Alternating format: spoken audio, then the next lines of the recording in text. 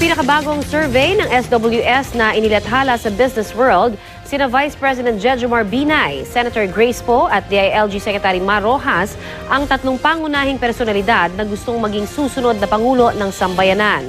Si Binay nakakuha ng 37%, habang 21% naman ang nakuha ni Senator Grace Poe.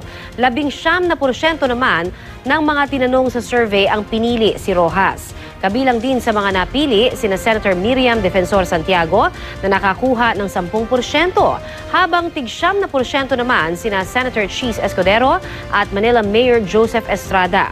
Sunod naman sa kanila sina Davao City Mayor Rodrigo Duterte, Senator Antonio Trillanes IV, Senator Bongbong Marcos, Senator Alan Peter Cayetano, dating Senador Manny Villar, Senator Bong Revilla at Secretary Panfilo Lacson. Kasama rin sa mga napili sina Senator Loren Legarda, Senate President Franklin Drilon, Secretary Kiko Pangilinan at Sarangani Representative Manny Pacquiao. Ginawa ang survey sa 1,800 respondents mula noong November 27 hanggang December 1. Regular daw na ginagawa ito ng SWS habang papalapit ang eleksyon.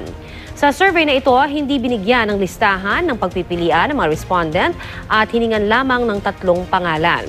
May plus-minus 2% itong margin of error.